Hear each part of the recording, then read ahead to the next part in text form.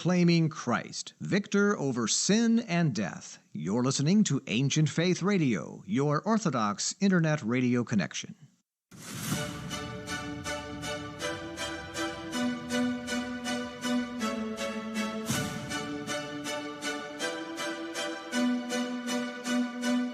Welcome to Live with the Louhs with your hosts, Father Nicholas and Dr. Roxanne Lowe, where we will connect our Orthodox faith to day-to-day living and relationships to our family, our work, and our view of ourselves. Father Nicholas is the priest at St. John the Divine Greek Orthodox Church in Jacksonville, and Dr. Roxanne is a licensed clinical psychologist who uses her extensive training in private practice. Questions are welcome by calling 855-237-2346. That's 855-237-2346. Here now is Father Nicholas and Dr. Roxanne. Well, good evening, everyone, and welcome to Live with the Louhs. So grateful that you're joining us on this Tuesday, January 23rd. My name is Father Nicholas Lowe, and tonight I'm joined by my lovely wife and co-host, Dr. Roxanne Lowe. Happy to be with everyone this evening. And we are so grateful that you're here with us. If you are new to Live with the Louhs, one of the things that you should know about us is that I'm a priest and Roxanne's a psychologist, and we merge our two ministries together to really give you some practicality that you can apply in your walk of faith. So every Tuesday at 8 p.m. Eastern Time, we cover a different topic that hopefully will help guide you in your own walk of faith. So if you find this beneficial, do us a favor, share it with your friends and your family. Tell them also about our show and when it airs on Tuesday evening. So again, thanks so much for being with us. Before we start our tonight's really important topic, I do encourage you to stay connected to us all throughout the week on our social media platforms. We are on Facebook, Twitter, Instagram, and YouTube, all under the headings of the Louhs, and that last name is spelled L-O-U-H-S. That's the Louhs. And in addition to that, friends, I want to let you know that all of our sermons and all of our shows, these shows here that we do, are all archived on our YouTube channel. So if you haven't subscribed to our YouTube channel, please go ahead and do so right now. It just helps us to, when you subscribe to that channel, it allows these shows to come further up as people are searching about the Orthodox Church, searching about the topics that we're covering. It allows us, just the way the kind of analytics work, to move our show further and further up. So it helps us to share God's love and God's grace and our faith with as many people as possible. So definitely go ahead and subscribe to it. Again, it's at the Louhs on our YouTube channel. Just simply put in the Louhs and just put subscribe. And as always, we'd love for you to join the conversation tonight. You can call us at 1-855-237-2346. That's 1-855-237-2346. Feel free to email us tonight during the live broadcast of our show by emailing us at ask, that's A-S-K, at ancientfaith.com. And before I dive into our really important topic tonight, I do want to invite you also that if you have not received our daily devotionals, our daily inspirational messages, go ahead and do so as well. We send out these messages every single day. Roxanne and I work on these.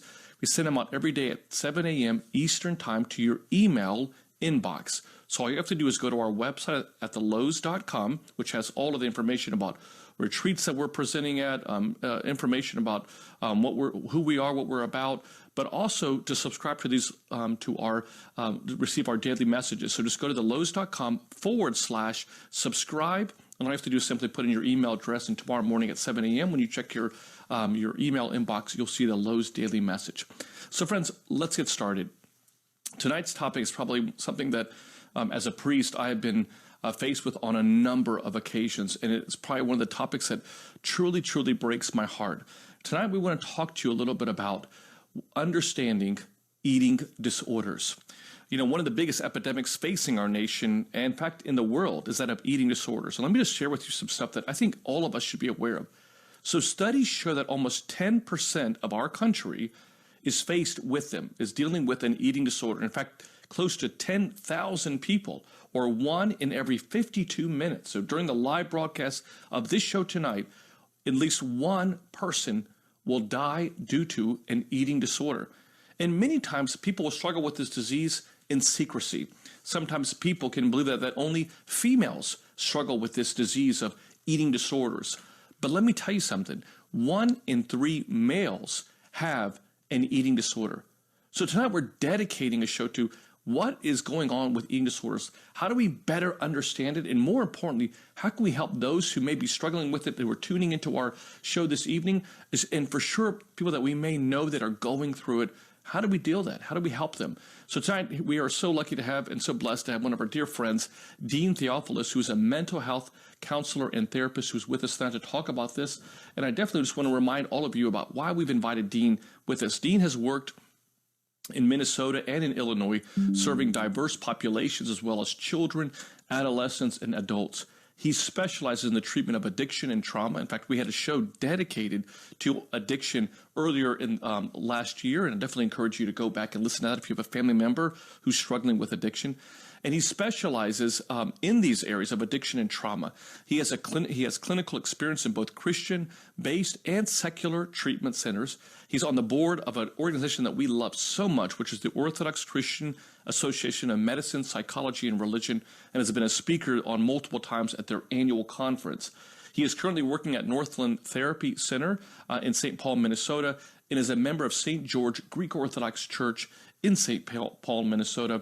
Dean is married to his wife, Leanne, who is also a mental health therapist, and they have two beautiful sons named Theodoros and Nehemiah. And so, Dean, as always, welcome to Live with the Louhs. Thank you, Father. Thank you, Dr. Roxanne. Glad to be back. Thanks for being here. So Dean, I think one of the things that we just to kind of really kick off these questions and just at a very basic level for our audience this evening is, what makes eating disorders invisible? Yes. And I think approaching that question, and as you echoed, Father, in the beginning of the talk, is that there's so much misconceptions about eating disorders. And a lot of times understanding eating disorders is to kind of confront those misconceptions, those myths, frankly. Mm-hmm. And that is the thing that eating disorders is about food, only food.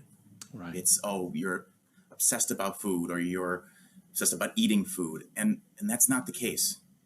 Like this struggle, this complex psychological disorder, considered one of the most complex, is there's internal issues going on inside that are happening that are in many ways the struggle, the pain, the hardship. That's really what's occurring here. Instead of labeling those with eating disorders like, you just have a problem with eating or not eating, realize there's a deep psychological struggle and work and pain going on the person's wrestling with. It's, again, it's hard to kind of think that break that stigma because we see how much, we all eat, or how we don't live without food. So it's hard to break that stigma from just this natural process of eating to the struggle that's going on inside. Exactly. And I think so often too, when we're looking out at the world, there's so much issues about. Sometimes it could be even a perception of not just. I would go one step further. Not only about food, but about image or how people see them. And maybe you and Roxanne maybe can talk a little bit about really just trying to get deeper into this idea of eating disorders. Breaking out some of the myths that not only are we not just talking about food, but really this idea that I want to look like this person that's on a magazine. And, maybe Roxanne, you could maybe start that off, and then Dean can add to that as well.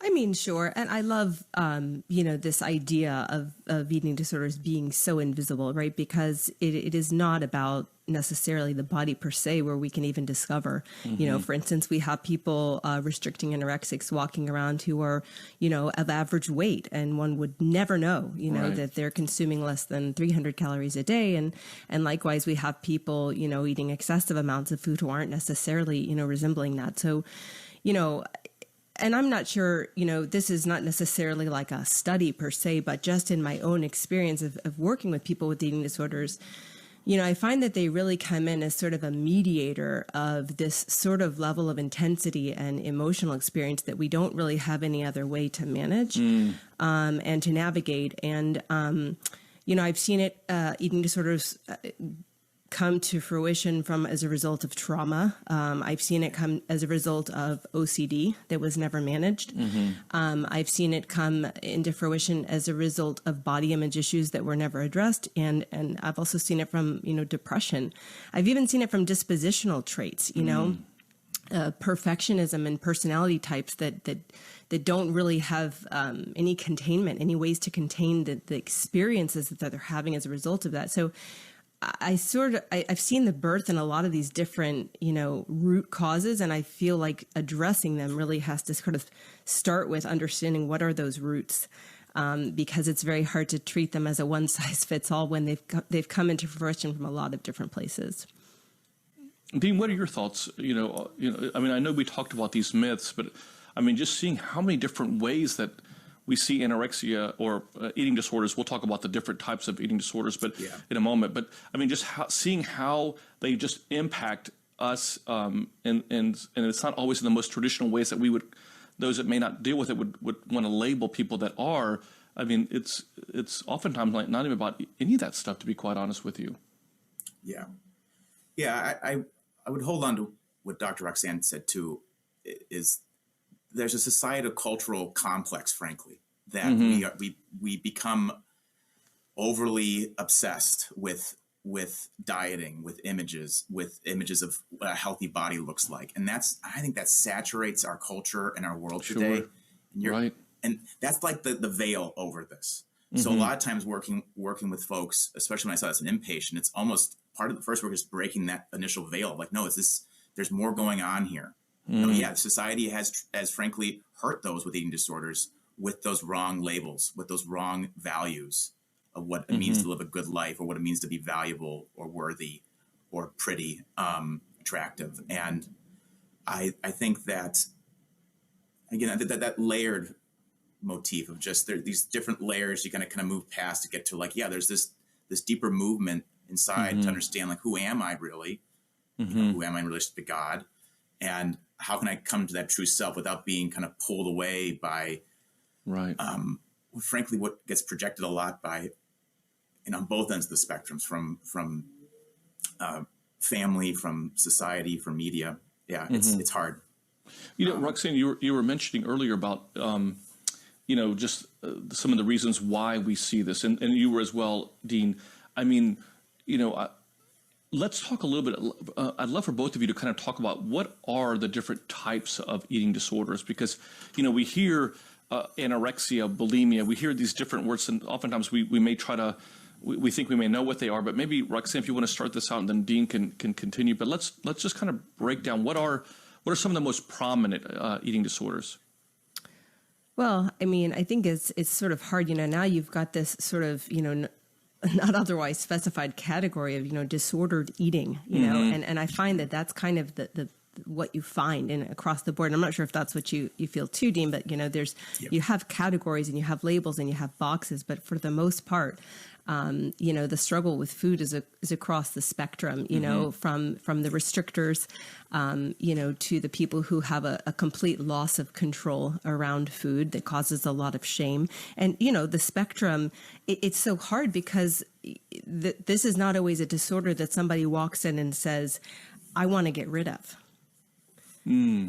So, with a lot of mental illness, one might say, I want to be done with my anxiety. I want to be done with my depression. I want to be done with my bipolar disorder. I want to be done with, this struggle that I'm having. But, Dean, I don't know if you've found this to be the case, but, especially with, people with anorexia, there is it's something that sets them apart.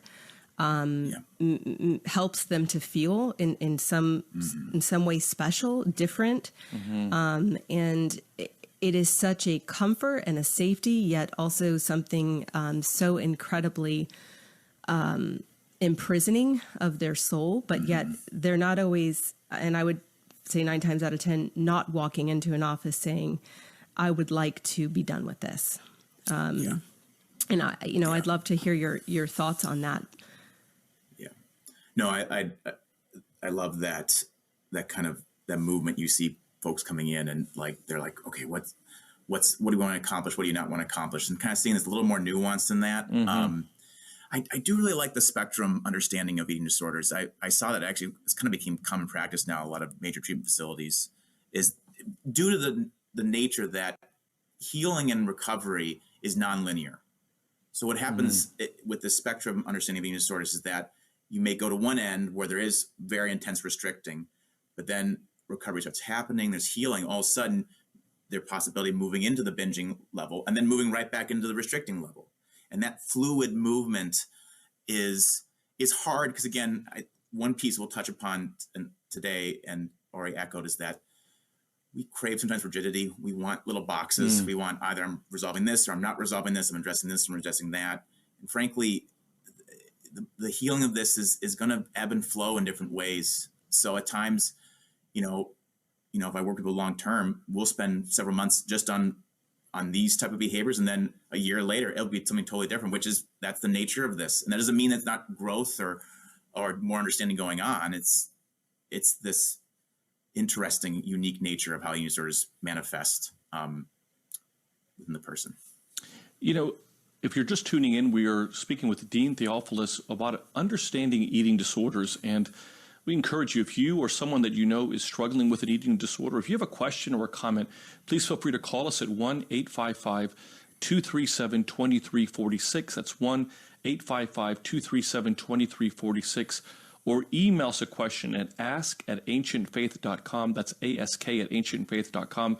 And as always on this platform, on the Louhs show, we value the fact that sometimes when you call in, you want to remain anonymous. And so we value that, and we definitely will respect that. So if you do wish to remain anonymous, please let our producer, Matushka Trudy, know, and she'll make sure that is the case. Just kind of like really going a little bit deeper into what we're talking about, when someone comes in to your office, Dean, or in your case, Roxanne, what does someone with an eating disorder, what does that start looking like? I mean, and then I want to follow that question with really kind of breaking down anorexia and bulimia and then the other ones. I really want to kind of get back to the answering what the differences are between those two. But if we can just maybe at the beginning, just simply talk about how does eating disorders manifest itself? I mean, how do you start seeing that with your patients that are coming in? And maybe, Dean, if you want to start out, and then Roxanne, you can add to that. Yeah. I've seen it on two levels. My time in inpatient, so, at hospital systems or in treatment facilities, a lot of times the presentation is, I don't want to address it. Mm-hmm. That I could be in severe physical conditions, life-threatening, but I'm still not going to touch it at all. And that's very hard. A lot of times, you start very small, very baby steps with just what's your motivation for today, what can we do right now for healing, and then frankly working on helping to create vitals and other just basic bodily functions to make sure it's all healthy, so you can be discharged from an inpatient to an outpatient program. My work now is individual therapy. Folks that I do see that have either been to treatment or have had a little more time with recovery, it starts thinking about this idea of, as you walk and heal, there's kind of two parts of you. There's that core authentic self that wants to grow, that knows that, my true worth and value, my body is meaningful and valuable, versus the eating disorder part of self that comes in with those critical thoughts, those critical intrusive thoughts that can stop one not just from healthy behavior, just healthy living in general, sense of self. So yeah, there are those that tier stages depending how severe things are, because kind of echo, this is life-threatening. The people can die if not properly addressed with this disorder. Roxanne, when you what Dean, I think, was sharing, which was so helpful, is, people that have already, in many ways, already gone or have already been at least in some sort of treatment facility. So there's been some level of an awareness or diagnosis on that person. But, for a parent or for someone that's tuning in tonight, they see their son, their daughter. What are they looking for? What are they looking for? What would be things that you would say, hey, look, these are things that I would keep your eyes out for? I mean, I would say that the food choices become much more limited over time. Moving food around on a plate, cutting food in small, tiny pieces and taking a long time to consume it, or finding large amounts of food suddenly gone, food wrappers in the room, and taking showers or needing to go to the restroom right after meals, spending excessively long periods of time at the gym. Suddenly they're there more than an hour, now 2 hours, now 2.5 hours. Suddenly they don't want to go to events that are revolving around food. I can't go anymore. So the world gets smaller and smaller. The life experience becomes more and more rigid. the anxiety about participating in life and social experiences increases. Depression sets in, anxiety sets in. There's a disconnection from family, from relationships, isolation. And yes, you then maybe see accompanying weight shifts, but not always. Sometimes it takes a long time for that. In females, sometimes the menstrual cycle stops, month after month after month. And I'm sure that a lot of the words, that they're using are saying, hey, I'm just trying to eat healthy. I'm just trying to be much healthier than the way in which I live my life. And sometimes that's how it starts. It's good intended, right? I hear it all the time. I had a health class, and I heard that, for cardiac health, we should limit fats, right? And so, well, that just meets the right disposition with the right, gene pool and dispositional qualities. And suddenly that becomes very rigidly adhered to and minimize, brain changes, and suddenly there's a fear of food that then develops. And so it can happen kind of quickly. I mean, it seems like overnight, for some people, especially when there's the proclivity toward, OCD or, with bulimia. I mean, a lot of people think it's only purging, but, sometimes purging can occur in anorexics as well, as I'm sure you see, Dean, and purging can happen also through just excessive exercise. And so I think there's quite a few, signals that parents can kind of attend to in others, or even in adults that they were friends, with, and suddenly, they're starting to pick up on some of these, and it is good to note your observation and to state your concern. I think it's so hard for so many because I think a lot of times I hear from family members or friends, well, gosh, it's so great they're losing weight, or it's so great that they're, taking care of their health, right? And then you get compliments that, oh, wow, you look so great. Correct. And then I'm sure that kind of feeds into that negative body image. So Roxanne, real quick, I mean, what is the difference between bulimia and anorexia? I mean, I know in the past there was a very clear contrast, but really, is that still the case now? So, yeah, I mean, and as you said, Dean, this is a huge spectrum, but, anorexia is really the fear of food, the fear of fatness, the fear of, there's an incredible fear. And bulimia is so much more of fear of food, but a loss of control. And that's sort of the biggest difference I would see in an escape of emotions or escape of things through food. Whereas someone with anorexia is not going to go to food to escape. They're going to use food, not having food in the body, to escape, because the belly's already full with so many emotions. But, with bulimia, people are often escaping trauma, tons of emotionality through the use of food. And so it's not a pleasurable experience to consume large amounts of food in a small period of time. It's not pleasant. They're not enjoying it, as many would say, or as many might think. Is there, and this is for both of you, I mean, is there, when you spoke about trauma, I mean, is there a certain area or a certain trauma that tends to lend more towards one who has bulimia? Or any of the eating disorders, for that matter. Sure. There has been work with domestic abuse survivors, childhood abuse, sexual and physical abuse are factors that lead into effects of a rise in eating disorders. Again, also with trauma that affects the body, that takes away ownership of the body, is a big indicator of leading to the eating disorder kind of coming in. And that's one of the horrors of trauma, is that it has that dehumanizing effect upon the individual. So does it give them some level of control? Yeah. Is that what this really? I mean, is that part of this? I would say. Yeah, that's part of it, Dr. Roxanne. I'd love to hear your points. I've seen too that there's this control aspect, but I've when I work more, I've also seen this component of like this. What is the self? This almost loss of self. And that's a big piece of it, especially in this idea of anorexia. I think the question I mentioned was, this isn't about vanity. People think, oh, you're losing so much weight. This is because you want to hear the compliments, or you want to hear the people praise you. No, I've lost that self. That self has been taken away from me. So the work of realizing that, no, you can get that self back, and we don't need to disintegrate it or remove it. is so key. That's a big myth that really gets me upset, frankly, because this isn't about people thinking they just want praise from others. So I think there's like a middle ground, probably a weaving of both this control aspect, but then it's also the sense of like this lost or distorted fractures into self that can occur. Exactly. I love that distinction that you are making, Dean, because I do feel there is such a perception in the world that this is about vanity. And if there's one word I could assign to eating disorders, I would say that they are a source of protection for an individual that was very much hurt in some other profound way, and they found no other means of helping their healing but some sort of protection. They're trying to protect their body.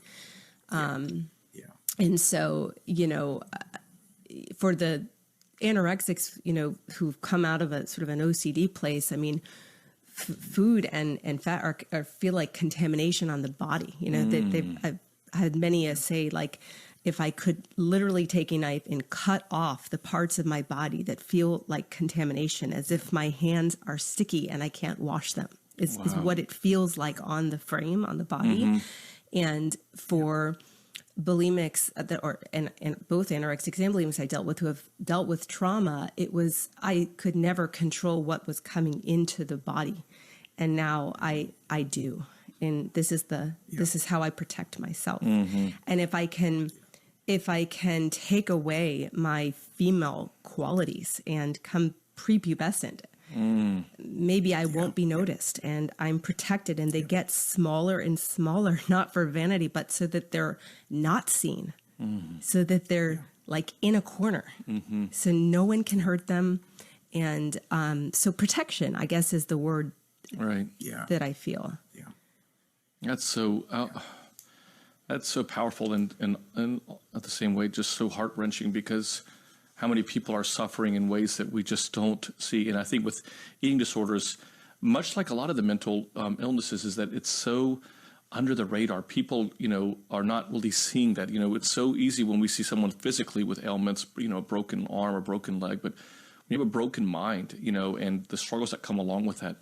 And so I think that's why it's so important for us to do shows just like this. And so thank you so much for being with us this evening. If you were just tuning in, we're talking about understanding eating disorders, and we have Dean Theophilus, who's a therapist and counselor, who's with us, along with Dr. Roxanne Lowe, and we're dedicating a show to this. So if you have a question or a comment, please feel free to call us at 1-855-237-2346. That's 1-855-237-2346. Feel free to also email us a question at ask@ancientfaith.com. That's ask@ancientfaith.com. And I will tell you that one of the things that we started several years ago, we talked about this at the top of the show, is we sent out these daily messages. And I will tell you that they are so helpful. We've had people that are struggling with eating disorders that have found just these little messages just to kind of help them to kind of reset during the day. And so if you're wanting to receive our daily messages, and if you're not receiving them already, please feel free to do so by going to our website at thelouhs.com/subscribe and simply put in your email address. And every morning at 7 a.m. in your email inbox, we'll send you that day's daily inspirational message. Dean, one of the things that where it's manifested, where I've seen a lot of the eating disorders become a little bit more prevalent, is unfortunately in areas that we have within our church that are meant to lead us closer to God through one of the means is through fasting. So let's talk a little bit about that. I mean, how do eating disorders manifest in religious settings? Yeah. The term that I've started when I talk about this subject between eating disorders and just religious thinking of any kind is this idea of scrupulosity.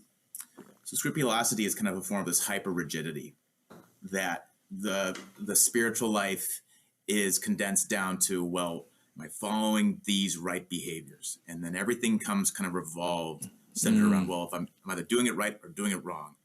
And that creates that rigidity, which is so, I think, like the deadly force of eating disorders, because now it's permission. The spiritual life is confined, life is confined to this, well, am I doing this or not? And a good day or bad day is whether I'm doing these behaviors correctly or not correctly in terms of fasting. Am I fasting perfectly? That's a hard thing to break, because I think we go back to like the nature of healing and recovery, because for healing of eating disorders is to realize that no, life is valuable beyond rigidity. You know, one's life, one's body, one's worth isn't about confined boxes of whether I've done these things correctly, perfectly for the past couple of days. It's about this sense of wholeness, completeness, sense of like, this is who I am. This is my body. And that itself is the beauty of life. So that can take many ways, time, years, months to really unravel how it plays out in a person's life. Roxanne, I know that you've had some of those in your own, retreats that you've done and presentations that you've given. Are people that, especially on this topic, how do you guide them, especially even with patients that are from either in the Christian tradition or in other faith traditions in which there is fasting, and where that it's easy to justify a withdrawing from food by justifying it through religious reasons? Yeah. I always ask them, is this led by fear or surrender? Because an eating disorder is not surrendered. It's very much powerful and control, right? So fasting is so much more surrender, right? They're not afraid, right, to approach food. When we're fasting and it's driven by fear, that's the eating disorder. I'm afraid to eat. So there's nothing virtuous about it. There's nothing that gives God glory. In fact, I talk about the eating disorder really being on the throne of their life. And if that is on the throne of your life, and that is what is driving this fast, that's not surrender. That's not approaching Christ. That's not putting him on the throne. That's strengthening and putting on the throne your eating disorder. So is it his will for your life, or is it your will for your life? Is it the eating disorder? And so really, I think, one has to really study their motivations of why I'm, doing bread and water, or why I'm minimizing this, minimizing that, going lengths of time without food. One could say, well, the ascetic nature of our saints, we see many saints who would have been considered, eating just bread and water. Well, okay, why can't I do that? But the difference is what's driving it, right? And I don't see that much as surrender. I see that as fear, and I see that as the eating disorder very much being on the throne. And, Dean, I'd love to hear your thoughts on that. Yeah, there's, Father, you've echoed this, and, as you work as a priest, it's not being a Pharisee. It's not saying I'm not like those other ones, because my life is, I've done things perfectly, or this is about some merit-based action, because that is not, as you mentioned, Dr. Roxanne, that's not true surrender. That's not true orienting oneself towards God. And to find that, and again, and that's the beauty of the fast, and when I look at it, is humility. I mean, of course, we want to approach God with a humbled heart, a contrite heart, and ask to be better oriented towards Him. But it's not going to be done through doing certain actions.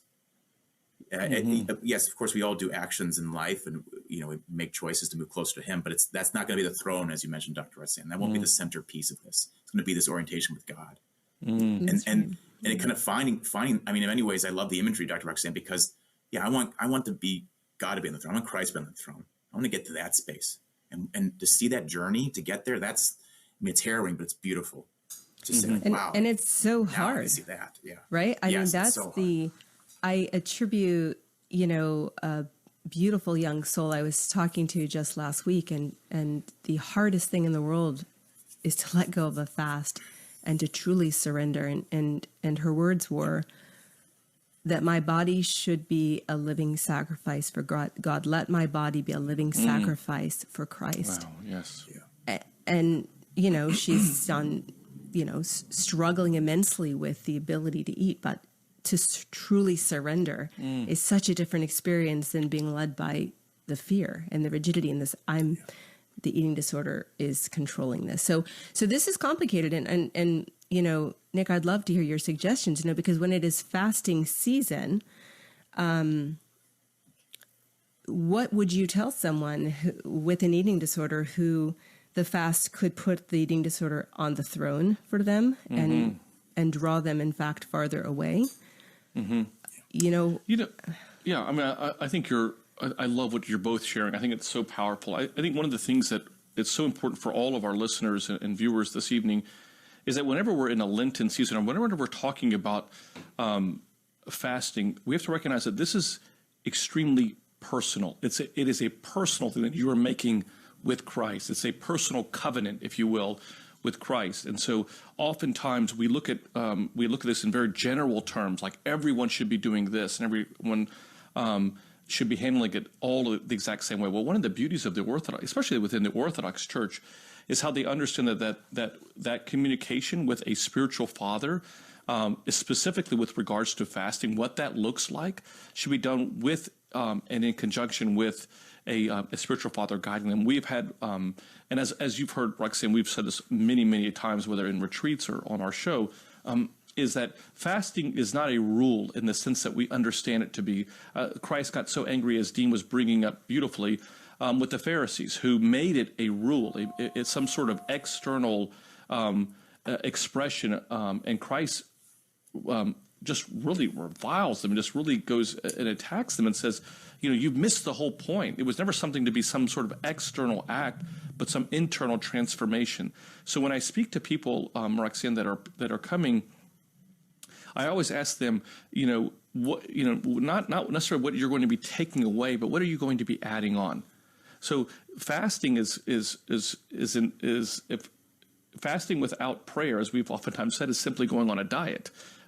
It is tying that to, okay, what am I going to be adding on? What am I going to be connecting closer to? And if the actual act of fasting becomes a distraction to where I elevate that, and it becomes my Egypt, as I like to call it, is that, that the place that kind of keeps me a slave to, then I would say that you refrain from it, because that's not really a fast.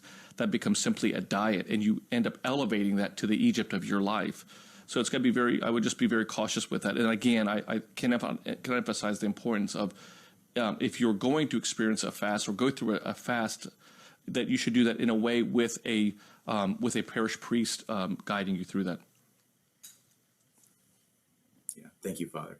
I would echo that point. What I've heard, especially talking to people who are Orthodox Christians struggling, is that we think about the saints. We don't idolize them because, oh my God, they fasted perfectly for, it's like their life is defined by that one compartment. It was like, oh my God, they got into closer union with God. Wow. Like that in many ways is the beauty, but also like the work, sometimes the scary work of really, wow, I get that close to God. Wow. Right. Like, so it's, differentiating that is. And I just want to, build on what you're saying, Dean. It's interesting. When Jesus, as we know through the Gospel of Matthew, we've kind of gone through this in the very first couple of weeks of January. So just chronologically speaking, Jesus gets baptized, then he goes and led by the Spirit into the desert where he fasts. Yes. And it is at that time where, after the fast, in which the devil comes and tempts him.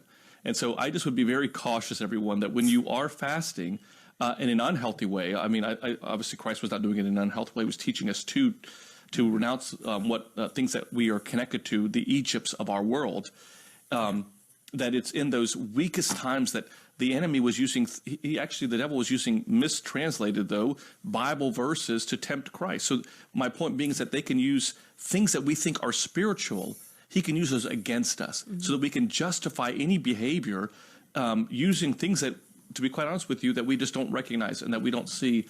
And so just encourage you to be very mindful of that. We do encourage you, if you've got a question or comment, we'd love to hear from you. You can call us at 1-855-237-2346, 1-855-237-2346, or email us a question at ask@ancientfaith.com. That's ask@ancientfaith.com. As I mentioned earlier in the show, please, if you wish to remain anonymous, we totally will respect and honor that. And with that being said, we have an anonymous caller. So welcome to Live with the Louhs. Hi, good evening. Good evening. Thank you so much for joining us. I just wanted to mention first, this is not what I wanted to discuss, but as far as the fasting, I suffer from binge eating disorder since I was 16. I'm in my 50s now. It's been on and off.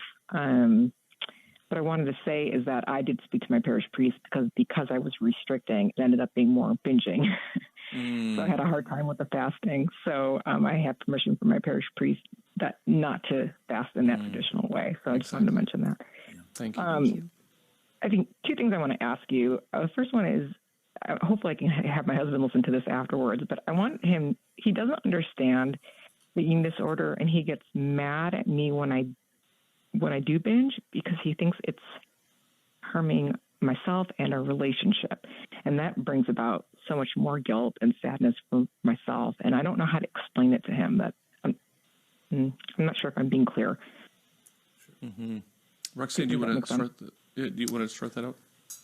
Yeah, and did you have a second question too? I want to grab both questions before we. Yeah, the second question I have is, I'm aware of a couple of parishes that do I used to do the 12 steps for the binge eating, and I'm aware of some parishes that do like step 11 and stuff, but I can't find anything in my area, and I'm wondering what's my, like, I wish there's somewhere I could turn to in the church, in the Greek Orthodox or the Eastern Orthodox faith that can be of support. And I'm wondering if you have any advice on that. Definitely message after the show, because I definitely have some groups, virtual groups that you could be a part of. So if you could message me after the show, I'd be happy to share those with you.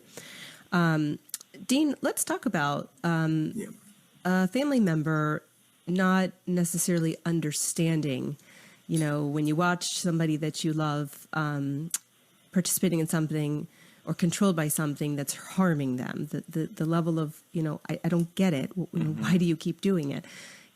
Let's talk about that a little bit. Yeah. There's a book I would actually recommend starting out with. It's called Living with ED. And frankly, there needs to be some education sometimes or explanations of what's kind of occurring here. Because as we mentioned at the beginning, there's a lot of myths around this. I go back to the idea, like, there's this part, the ED part. And that ED part is not you. It's not the individual who's working through this, struggling with this. They're different. There's the work of trying to understand that part and not let the part dominate. And living with ED kind of helps kind of understand, like, you can be frustrated with that part, but that part isn't the whole person. We're not going to label or blanketly just define someone that they're bad or this is their actions because, that's all of them. This is their struggle. This is the part of them. Anyway, we describe a lot of things like that. Addiction like that too. There's a lot of parallels with families with eating disorders and people with addiction. Understand, like, there are things that happen that are frustrating and hard and can be hurtful, but we don't label the individual. We don't demean the individual for that. But I recommend, and I've done this to family members that I've worked with, to read this book, Living with ED, because it almost kind of explains in very down-to-earth, meaningful terms that, you can be frustrated at things, but how do we come together in a mindful, healing way to help support the person, not demonize. I love that. And, the only thing I would add to, I love what you said about the education, because family members who read about these illnesses, they understand, or they begin to understand, that it is a journey. And, when you have binge eating disorder, you're not just deciding to eat. You're walking into prison. Well, you don't have the key, If it was just deciding to eat, you could just simply decide not to eat. But it's not that. It is an imprisonment, and we don't always have the key. So, I love a book. There's a great book. It's called Binge No More, and this book is chock full of understanding of what the life and the inner experience is of the person struggling with binge eating. And I think it's been profound for family members to read, but it's also chock full of technique. So instead of in the frustration, there's the reminders of how to actually help, what you can say that would be life-giving, that would be supportive, that wouldn't be condemning. And so, and honoring what the spouse is really trying to say is, hey, this is hard because I care about you. It's hard to watch you journey through something that's harming you. And I think sometimes we just need the words to be able to express what we're really trying to say. You know, when we grab hold of the eating disorder and say, why do you keep doing this? Well, that's the surface of, what's actually happening inside, which is it's really hard to watch, and I'm worried about you. I'm concerned. So I think, therapy can be helpful in these situations because it also gives family members, and I see a lot of family members of eating disorder clients just to sort of help them with the supportive tools to know how to be a life-giving presence on this journey, because it's not easy. It's not just a choice, a decision of something you feel like doing. It's a bit of a prison. And like I said, if we had the keys, we would just step out. So I hope that helps. Yeah. To our caller, is that helpful? That does help. But one other question that I had since it came up was that those of us that have been struggling a lifetime with this, and I suppose this could apply towards any illness or addiction, but now what? Sometimes it just seems like it's just never ending. And like, okay, it is what it is. Is that all I have to say? I mean, I don't know. I'm looking for an answer. There's no answer. For those that have done the therapy and different types of therapy and books and treatment centers and so forth. And so you're saying, is this just if it's not better, what's your question around that? Yeah, I guess it's like now, like, what am I just keep plugging away and, my thoughts are, my question is, my thoughts are, with most mental illnesses, I don't look at it as, okay, we cure you. I look at it as we're trying to manage, symptoms. To the best of our abilities, to where we allow your true self, your potential, your purpose to start to get bigger than the disorder. And in my mind, you begin to win when the parts of you that God designed start to be present in your life, and you start to see evidence of his will, his path, his purpose, his potential. As that gets bigger, the disorder gets smaller, the symptoms get smaller. I mean, that's the goal. They do rear their ugly head. Sometimes there's relapses, sometimes there's slips, sometimes it comes back, but then it goes away again, and we sort of find our life again and our soul again. So, but this is the journey of every Christian. We all carry something that we battle.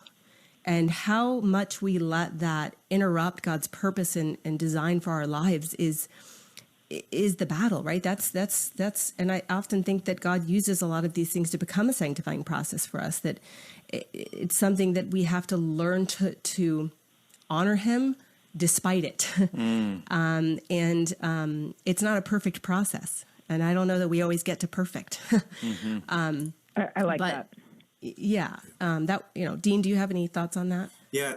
No, I mean, I would just echo, Dr. Roxanne's point and to the caller's point. Yeah, this is frustrating.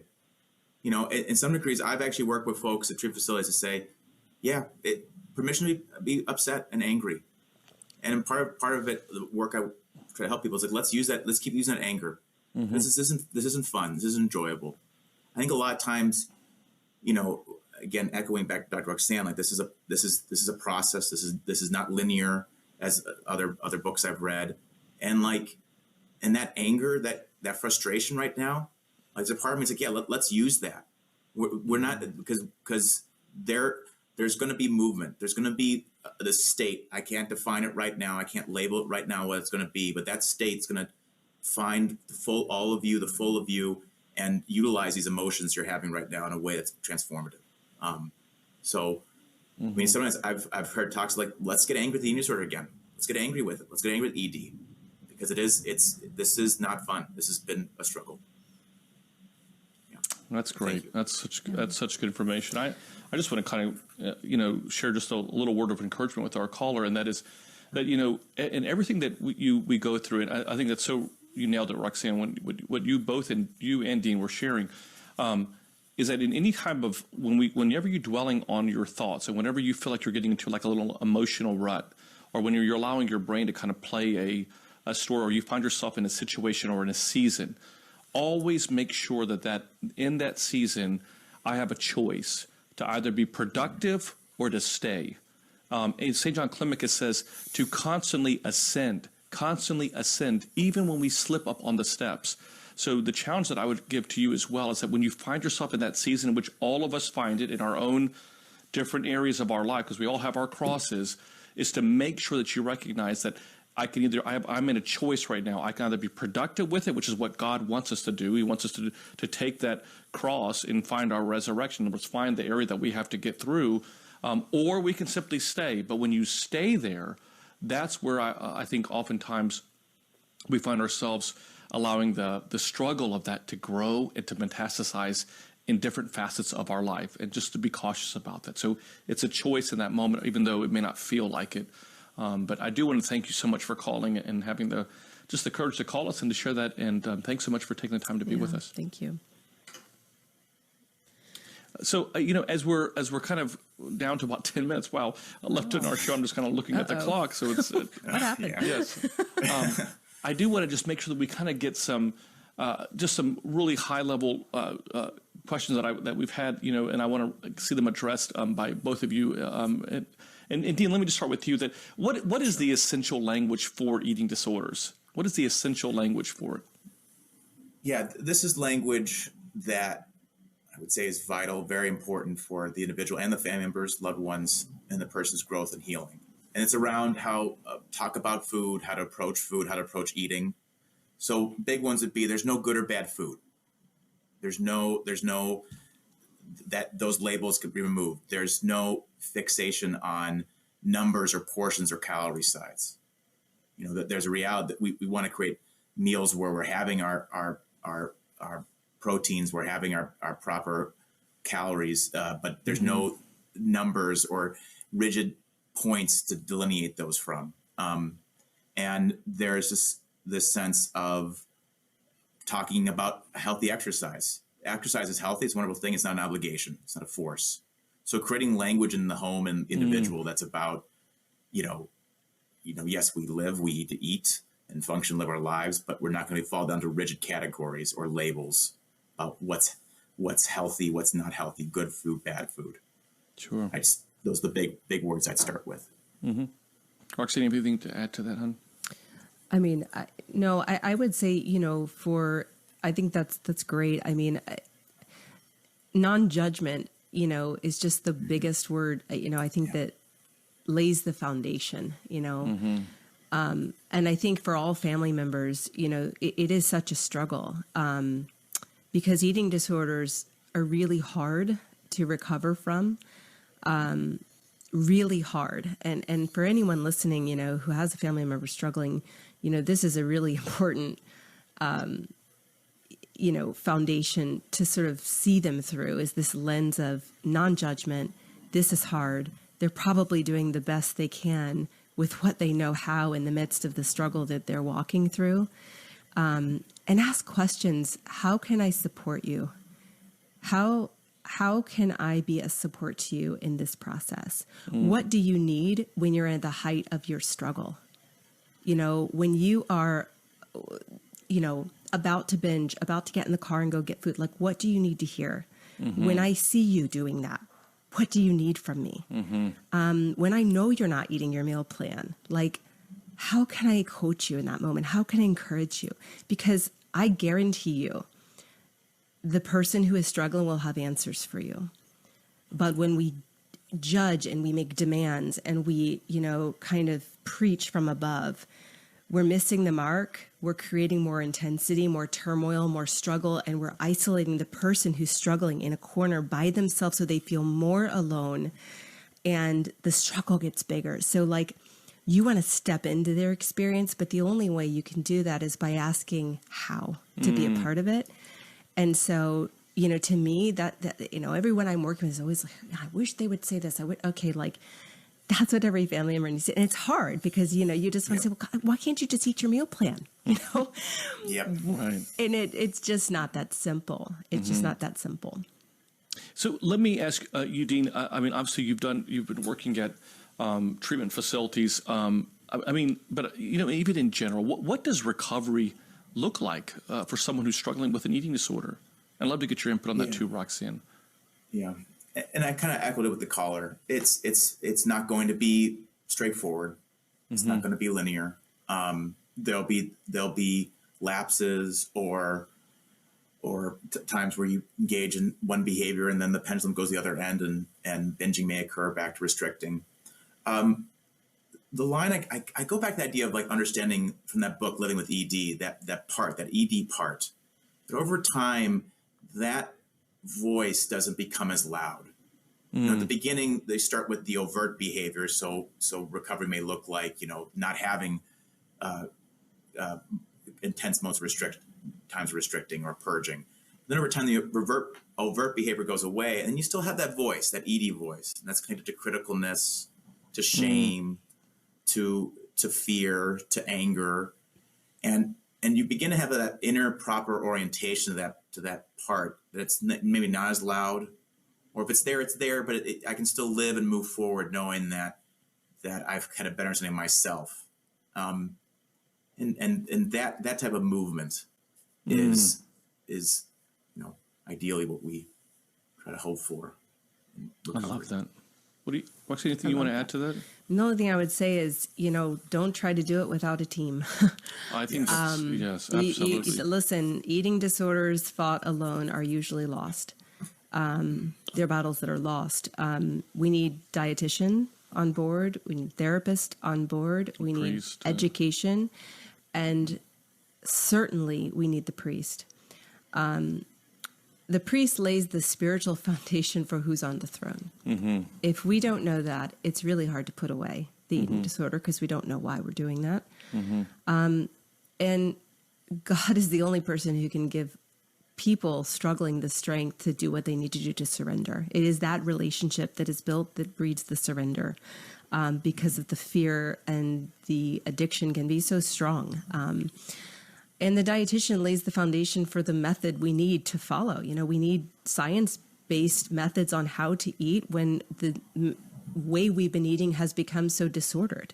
As you echoed, Dean, we don't, good food and bad food. Like what? Food is energy. And we lose sight of that when we've had an eating disorder. And we need a lot of education on what's happening, why it's happening, and the experience that we're having within that situation. And so we start to judge ourselves a little less when we have that education.